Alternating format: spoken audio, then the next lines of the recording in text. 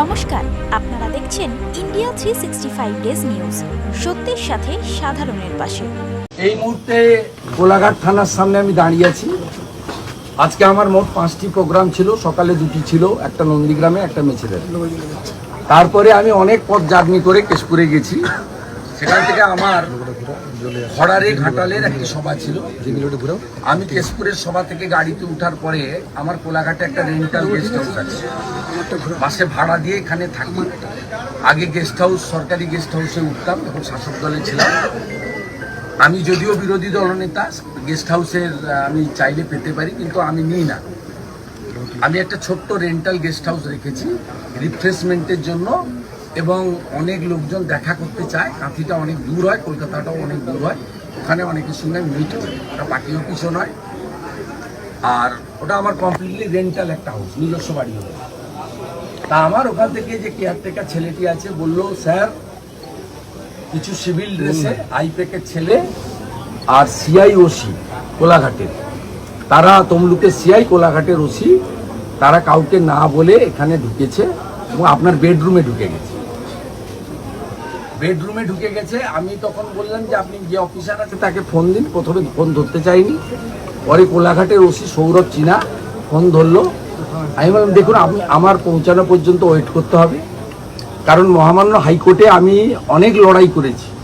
আমার বাড়ির সামনে অসভ্যতা হয়েছে, আমার বাবা মা, বয়স্ক বাবা মাকে প্রতিনিয়ত উত্ত্যক্ত করা হয়েছে ভাইপোর নির্দেশে, এবং আমাকে বহুবার আক্রমণ করা হয়েছে গত 3 বছর মমতা ব্যানার্জিকে, যেহেতু আমি হারিয়েছি নন্দীগ্রামে। আমাকে হাইকোর্টের মহামান্য বিচারপতি রাজাশেখর মান্তা, সেটা তিনি একটা অনেকগুলি প্রোটেকশনের মধ্যে একটা প্রোটেকশন দিয়েছেন, এবং রাজ্য সরকারের পক্ষে দিদেন যিনি এজি ছিলেন মিস্টার মুখার্জি, তারও on behalf of state government commitment ছিল যে শুভেন্দু অধিকারীর প্রিমিসেস সার্চ করতে গেলে হাইকোর্ট থেকে লিভ নেবে অথবা হাইকোর্টের অনুমোদন নিয়ে করবে। এটা হয়েছিল এই কারণে, মেঘনাথ পালকে গ্রেপ্তার করতে গিয়ে নন্দীগ্রামে আমার যে রেন্টাল রেস্টরুম কাম অফিস আছে নন্দনায়ক বাড়ে, সেটা সার্চ করতে গেছিল ওরা। তারপরে আমি হাইকোর্টে যাই যে তাহলে এইভাবে বিব্রত করবে, এবং সার্চ ওয়ারেন্ট ছাড়া, ভিডিওগ্রাফি ছাড়া, আপনারা মিডিয়া ছাড়া বা আমার উপস্থিতি বা আমার অনুমোদিত লোকের উপস্থিতি ছাড়া আপনি সার্চ করতে পারেন। আপনি যদি দুটো ভাঙা বন্দুক রেখে দেন, আপনি যদি কিছু টাকা সেখানে রেখে দেন, আপনি যদি জাল নোট, হেরোইন, ড্রাগের কিছু বেআইনি জিনিস রেখে দেন, তার দায়িত্ব কে নেবে? এবং আপনারা আমাকে ফাঁসাবেন, এটা পারেন না। Natural justice 226। আমি ওরা ওখানে শুনতে চাইনি। পরবর্তীকালে আমি আমার রাজনৈতিক সহকর্মী যারা আছেন, বামদেব গুচ্ছাই, দেবব্রত পট্টনায়ক, সিন্টু সেনাপতিদের খবর দিই যে ভাই আমার পৌঁছানো পর্যন্ত তোমরা যাও এবং ওদেরকে বলো এই কাজটা করতে না। আমার উপস্থিতিতে ভিডিওগ্রাফিতে সার্চ ওয়ারেন্ট যদি থাকে, হাইকোর্টের অনুমোদন থাকে, আমি অ্যালাউ করব। আমি ল অ্যাবাইড পিপল। তারপরে ওরা ওখানে যথেষ্ট অসভ্যতামি করেছে 1 ঘন্টার বেশি সময় ধরে, এবং এর নেতৃত্ব দিয়েছে সিআই তমলুক। ওই বেটার নামটা কি? চম্পক রঞ্জন চৌধুরী, আর যিনি নন্দীগ্রামে গণহত্যার সময় নন্দীগ্রামের ওসি ছিলেন, আর এখানে ওসি সৌরভ চিনা। এবং আমাদের লোকেরা পরে যখন যায়, লয়ার কল্লোল গেছিল, বামদেব গুচ্ছাই, সিন্টু, দেবু পট্টনায়ক, আরও পরে গেল, এখন তাপসীও পৌঁছেছে, নীলাঞ্জনও পৌঁছেছে, তা আমাদের তাপস ভাইও আছে, অনেক সুকুল এসছে। তারপরে তারা আমাকে বলছে যে আইপ্যাকের লোকজনও সাথে ছিল, এবং তারা ছোট হাতিতে করে, বস্তায় করে কিছু নয় অস্ত্র, নয় ড্রাগ, নয় টাকা নিয়ে গেছিল। আমি অবাক, কোন রাজ্যে বসবাস করছি? আপনি ইসিআইর অনুমোদন নেবেন না, হাইকোর্টে কমিট করেছেন, সার্চ ওয়ারেন্ট নেবেন না, ভিডিওগ্রাফি করবেন না, মিডিয়াকে ডাকবেন না, leader of opposition, equivalent to cabinet minister, এবং হাইকোর্টে আমার প্রোটেকশন আছে। আপনার মুখ্যমন্ত্রী সুপ্রিম কোর্টে গেছিল, সুপ্রিম কোর্ট হাইকোর্টে ফিরিয়ে দিয়েছে, স্টে দেয়নি, আপনার আবেদন শোনেনি। তারপরেও আপনি এই জিনিস করবেন। আমি এখানে এসেছিলাম, তা পুরুষ ওসি এবং সিআই দুজনই নেই। আমার একটা প্রোগ্রাম নষ্ট করেছে। আমি আপনাদের মাধ্যমে ঘাটালের খড়ারে যে 10,000 মানুষ জড়ো হয়েছিলেন তাদের কাছে ক্ষমা চাইছি। যে গণদেবতা, আমার কোনো ভুল দোষ নেই, আমি বাধ্য হয়েছি, মমতার অত্যাচারের শিকার।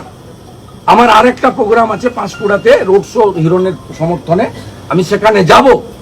আমি আপনাদের মাধ্যমে এই রাজ্যের জনগণকে বলছি, কোথায় নিয়ে গেছে ইলেকশন কমিশন? কেন সৌরভ চিনা এবং সিআই তমলুককে সাসপেন্ড করবে না? আমি ইলেকশন কমিশনে কমপ্লেন করছি। আমার ভিডিও সিসিটিভি ফুটেও যে আমি ট্রান্সফার চাইছি না, সাসপেনশন চাইছি।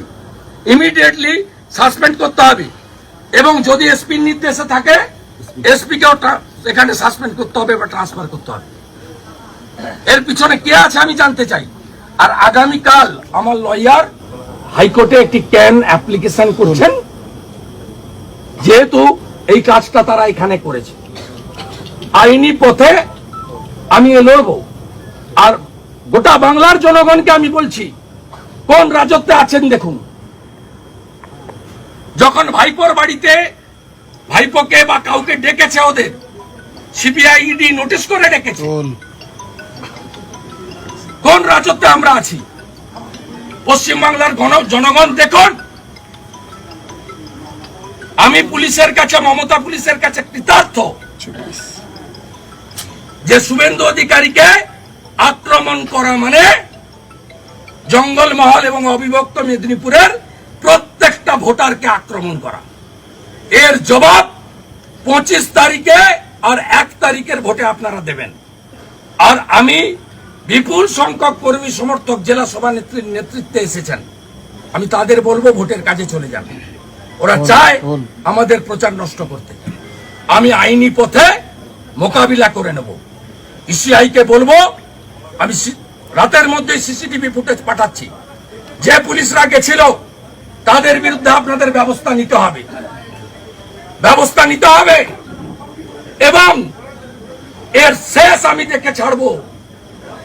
চোর মমতাকে বলে গেলাম, আপনাকে হারিয়েছি, আপনাকে প্রাক্তন করব, আপনার ভাইকে কোমরে দড়ি পড়িয়ে টানতে টানতে জেলে নিয়ে যাব এবং কেষ্টমণ্ডলের সঙ্গে থাকবে আপনার ভাই।